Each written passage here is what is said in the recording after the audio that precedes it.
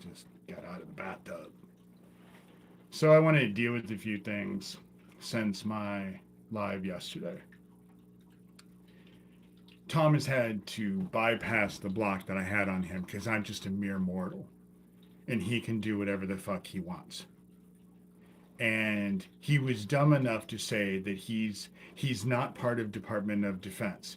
He didn't say that, Johnny Dub did.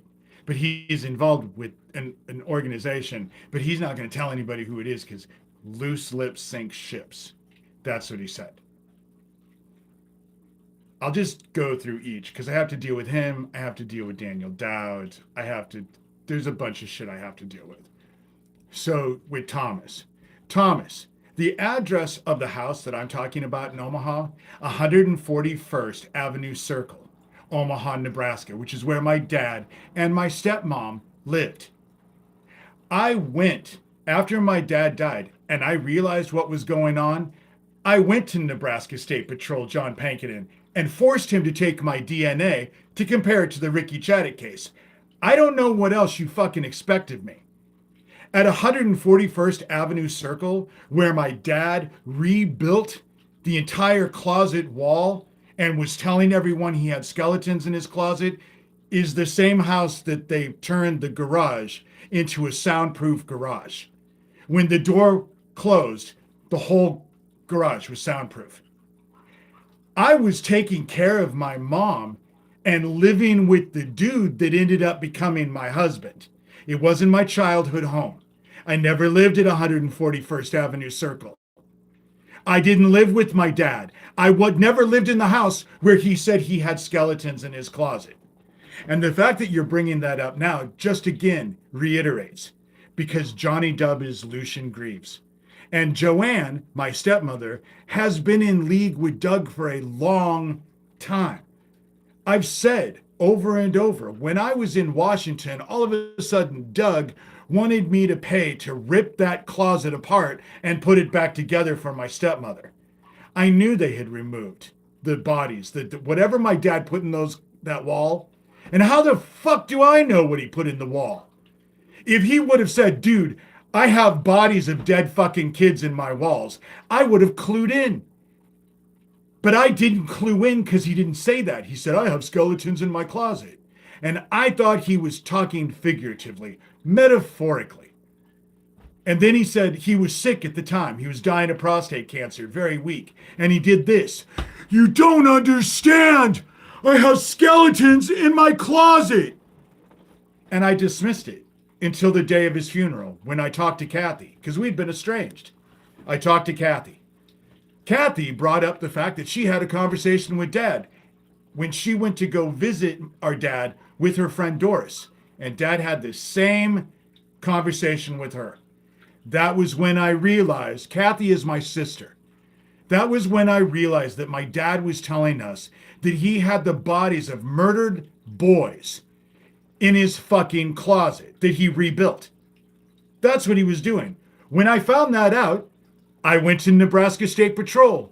Cold case, John Pankinen. But do you know really why I waited until 2006? It wasn't until after my dad died. For me, the important part of me getting all involved with this and actually starting to come to the forefront, Alan Bear died the same fucking year. Alan Bear was my handler after Michael Aquino. That little monkey man was fucking dangerous, you know? And I didn't realize all that was going on. I thought that what happened when I was a kid was over. Had no clue that it was still going on with my dad and my stepmother. And when I did, I went to the fucking cops. Neil Gross, Shelby County, Iowa Sheriff, Neil Gross, had me into his office for a recorded interview for an hour and a half where I talked about all this. So it's not like I haven't talked to my local sheriff about it as well. I don't know what the fuck Thomas expects me to do. What, am I supposed to go stand over these guys with a gun to their head and force them to investigate? But John Pankinen, let me point out, is the one Alicia Owen said put her in jail and kept her in jail.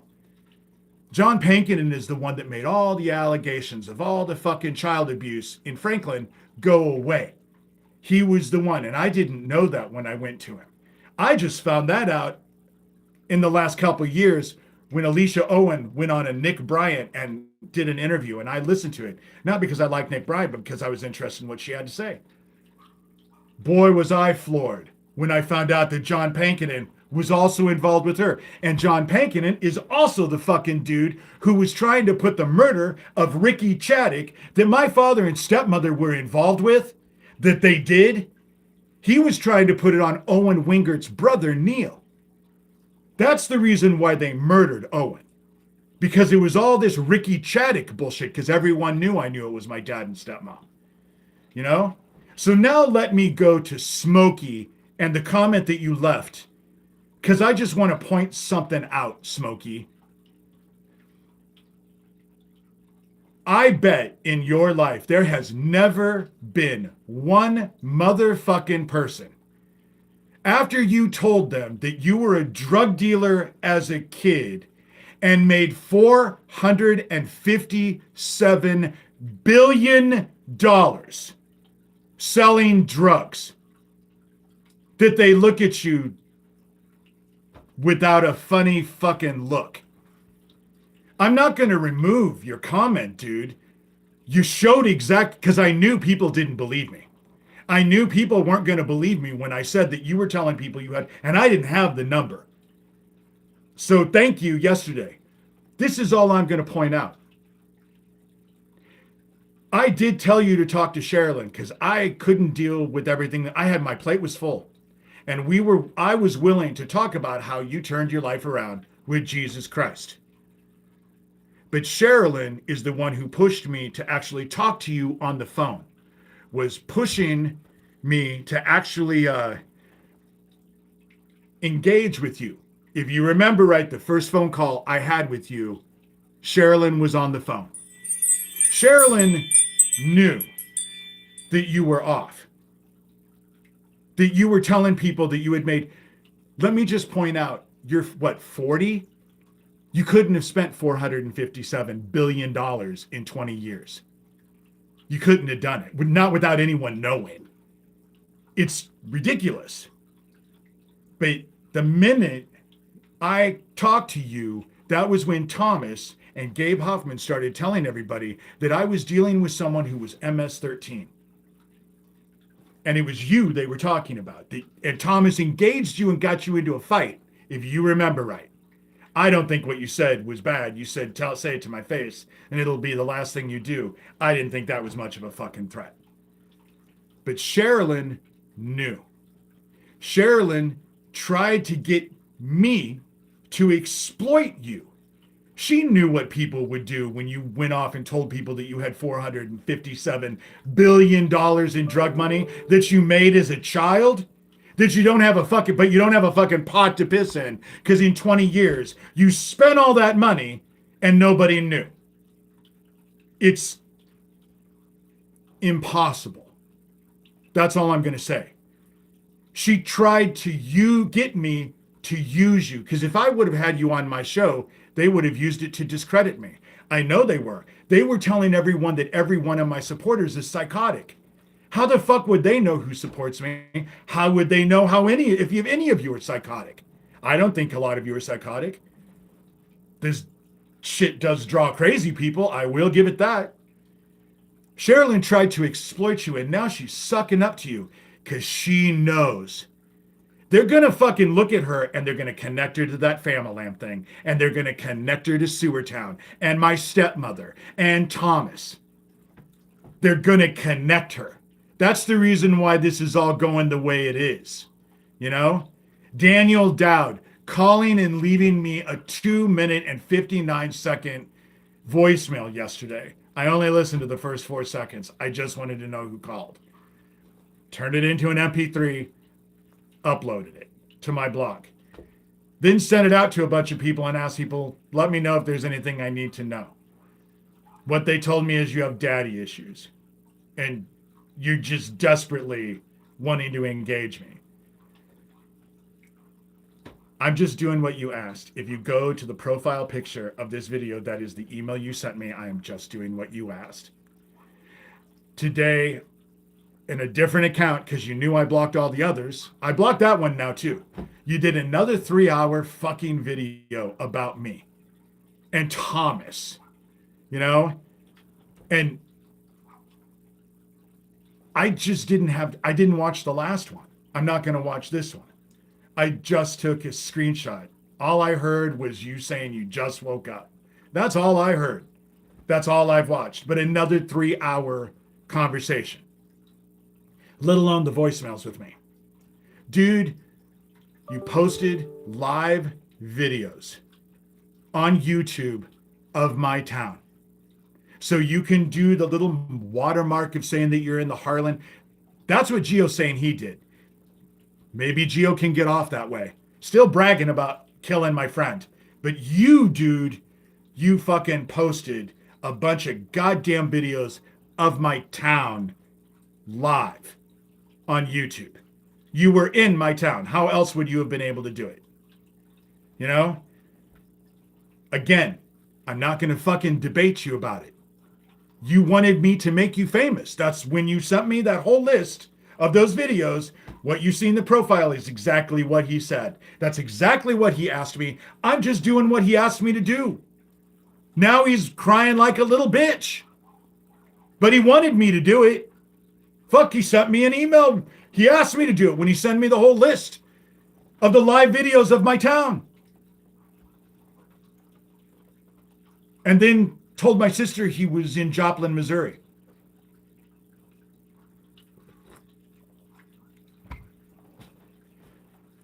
This is all bullshit.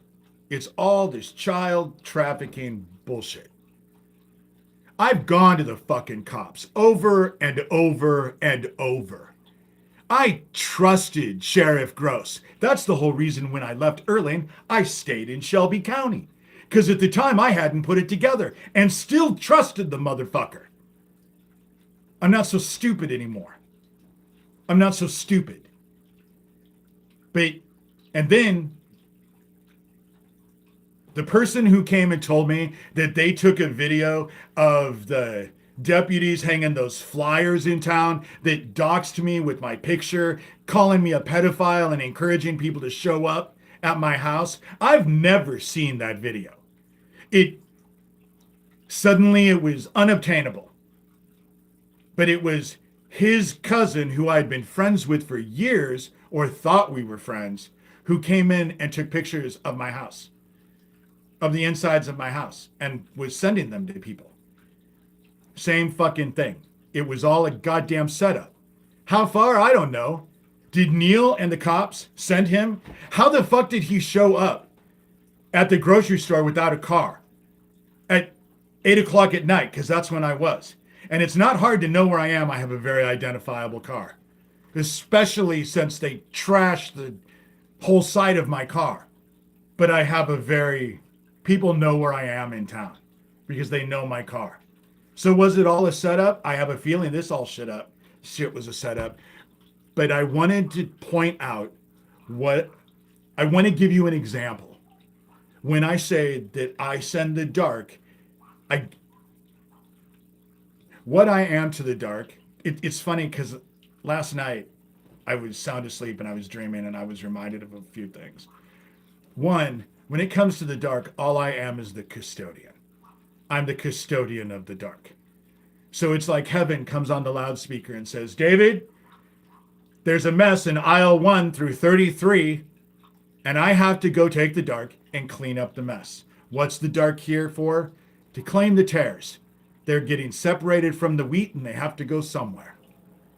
So I tell people, I send the dark, and the longer it takes, the more amazing it is. So let me give you an example of what I say and how that works. There will be some of you who have watched me for years, so what I'm saying you will remember. Trump's first presidency, when he first became president the first time, I allowed myself to believe that he could be who he said he was. That despite his dad, he had done what I had done and turned away and actually started to fight the shit instead of embracing it. And at the whole time that was going on, Doug Mesner and all of his minions were fucking berating me because I was sending messages at real Donald Trump on Twitter. And they were on top of it. And they were laughing how Trump wasn't going to help me. Trump wasn't going to help me. And after a while, I realized, because the attacks became horrid, and I realized they were right. Trump wasn't going to help me. And I got mad. So I emailed Trump, or I DM'd him on Twitter. The internet has made the world a much smaller place. You know what I'm saying? You can get a hold of just about anybody if you can find the contact information. It's not like snail mail. It's not like the days where you had to go through the index cards at the library anymore. So I told him that I knew he wasn't going to help and I was pissed off, and that his dick was going to be the thing that brought him down. But you have to understand, at the time, all the stormy shit was going on, and he was fucking telling people how he can grab women, he can sexually assault women and grab them, and there's nothing they'll do. So I figured the dude wasn't fucking wearing condoms. Most fucking rapists don't wear condoms when they rape someone. And so I thought, well, he's going to get a fucking STD and his dick is going to rot off. That's what I thought was going to happen. That was my small little mind thinking the way I do. So let me tell you how it all worked out. How I see it all worked out. Donald Trump is at the end of his life. He's old. He's unwell. He's president of the United States, the most powerful man in the world, supposedly. He is supposed to have all of this respect and this honor and all of these accolades and blah, blah, blah. But do you know what's going on in his head every time he talks to someone now at the end of his life? What's going on in his head? They think I'm a pedophile. They believe I'm a pedophile. His own paranoia, everybody he talks to now. He'll convince himself that they're laughing about him behind his back because he's a fucking pedophile. That's what, when I tell you that with God, it takes a lot longer, but the results are so much more spectacular. This is the shit I'm talking about. This is the shit I'm talking about. Because ultimately, what's happening? He's being brought down by his dick. He's friends with fucking 3 pedophiles. How many pedophiles are all you guys friends with? How many pedophiles? Open pedophiles that you know what's going on. You know? How many of them are you friends with? Do you have any pedophiles that you're willingly friends with? You may be friends with pedophiles that you don't know, but what happens when you find out? And I know that's going through his head because they tried to do the same fucking thing to me. Hanging those flyers all over town, saying I'm a fucking pedophile, doxing me. I was supposed to go run away. The difference between Donald Trump and I is I'm not a pedophile. I've never been a pedophile. I'll never be a pedophile. I'm not going to run from something so stupid. So when they call me a purple spotted unicorn, am I supposed to go hide under the covers with that too? Because it's just stupid. But if you're a fucking pedophile, boy, it sure does have an effect. And it's having an effect on him. At the end of his life, when he should be the most powerful fucking person in the world. And what's happening? He's rage fucking tweeting at 3 o'clock in the morning. The dude doesn't seem to be sleeping. And one thing you can say about his fucking social is he's really mad at night. He gets really mad at night. He rage tweets. You know? That's what I'm saying. The worst of the worst always come for me. Always. Always have. That's the reason why my ex called me the freak magnet. If they're bad, they will come to me. And in doing so, they will bind themselves. My friend who just fucking tried to betray me, along with the whole group that she's involved with, they're about ready to find out. Because it always works. It's working with Thomas. He wouldn't be fucking obsessed with me like he is. Daniel Dowd wouldn't be leaving me 3-minute voicemails, and he called from a private number, Thomas. I can't block his private numbers. Why would I bother? I just fucking post it. The dude's losing his mind. And he has daddy issues. I'm not your daddy, dude. You make my skin crawl. You know? There's nothing about you that I find at all nice about any of you. And your video that you titled, Daniel, Thomas Schoenberger isn't a good guy, tell me something I fucking don't know. You know? Tell me something I don't know. The thing is that now people are watching you. They are. They're watching. And they're listening. They're listening. And your bullshit. See, the thing about it is, and I'll just be honest, every one of them wants to control the fucking narrative. Thomas is the fucking expert. Anything about fucking child trafficking, he's the fucking expert. Only ask him. Corey Daniel, when it comes to Isaac Cappy, he's the fucking expert. Anybody who has a different idea is bullshit. He has the fucking narrative. You only ask him. That's how it works. Gabe Hoffman fucking is the expert. Knows everything. You can't ask any questions. He fucking knows everything. You only ask him. Fiona Barnett and I just got into a huge fight in the last 12 hours. Same fucking thing. She's been telling me, oh, well, I tried to expose Isaac Cappy and I couldn't do it. So I guess I'm such a worthless piece of shit. She controls the fucking narrative. Is Fiona bad? Well, she was in Isaac Cappy's life. And from my experience, everybody in Isaac Cappy's life was a piece of fucking shit. That's why I say Isaac Cappy, live Isaac Cappy, needs to be investigated. Not dead Isaac Cappy. Live Isaac Cappy. Who was he involved with? Who was he associating with? Who was he engaging with? You'll find a lot of information from that. Was he trying to do the right thing in the end? Yeah, but was it for the right reasons? Who the fuck knows? You know? But Gio, the last thing that I saw the other day before I blocked him was he was running with this, oh, well, Isaac said this, that, and the other about me. Well, he didn't have much of a choice because I told him to go fuck himself. When he told me he was harassing Michael Aquino with 4 of Michael Aquino's phone numbers, he's a fucking dumbass. And I didn't want anything to do with them. Because what he was doing was stupid. Flat the fuck out. It was stupid. And dangerous. And I didn't want anything to do with it. You know? We're at the end. They might be able to baffle everyone else with their bullshit, but you want to know what? The dark isn't baffled.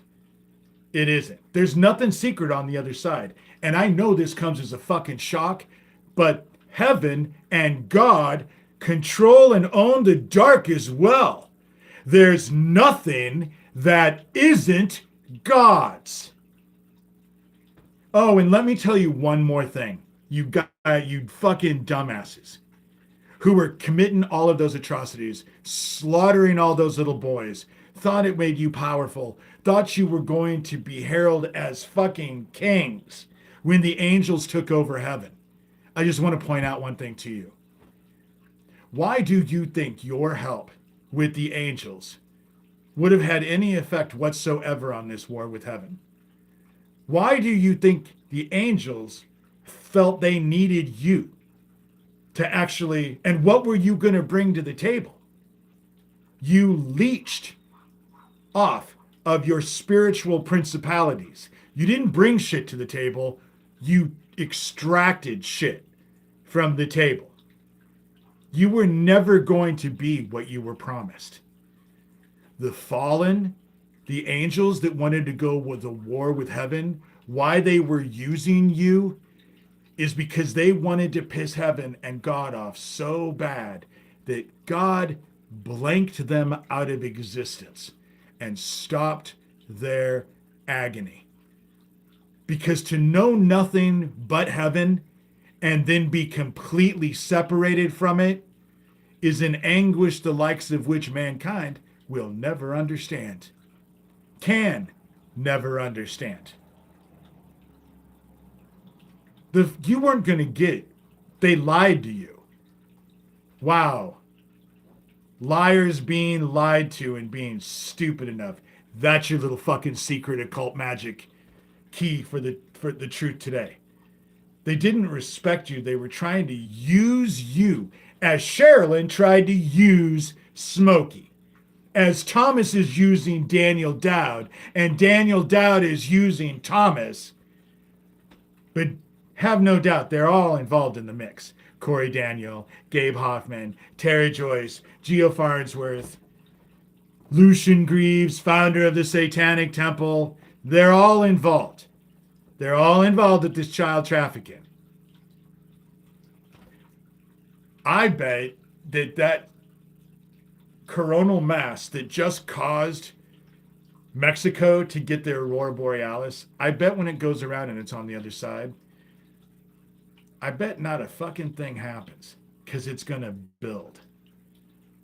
And when it comes back around, I just have a feeling that heaven is about ready to give us all a Christmas present.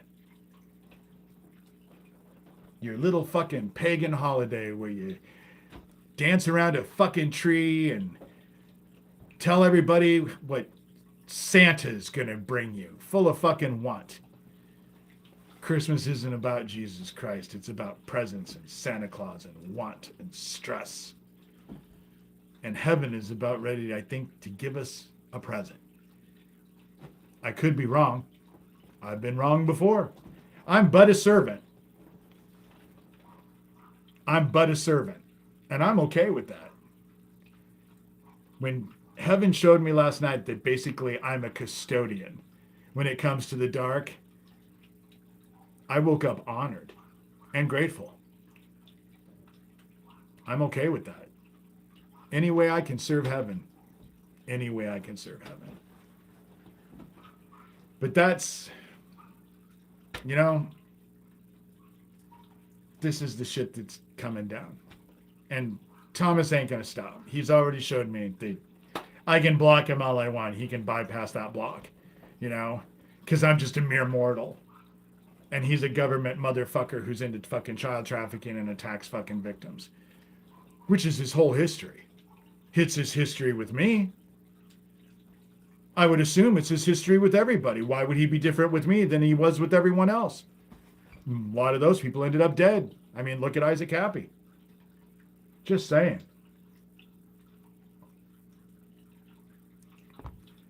Just pointing out the facts. Facts.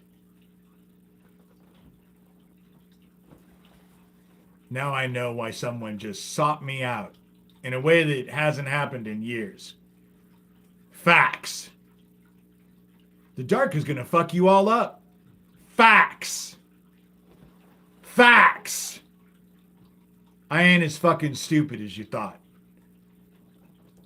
And I don't have to be physically aggressive when I have the dark to help me.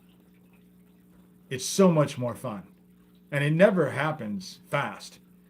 The one thing that I was taught, murdering all those little boys when I was fucking forced to be in Hummel Park under the age of 10, anticipation makes the blood sweeter. Remember? Again, with this Jeffrey Epstein thing. When they start explaining what the fuck was going on in that temple on the island, then I'll start to believe the shit. But right now, it's all fucking dog and pony, smoke and mirrors. But what difference does it make? Heaven isn't duped. And the dark sure as fuck ain't. Repent. The end is here. Believe me. Don't believe me. But when you find yourself fucked, 4 little words. I told you so. I told you so. That's all I give a fuck about.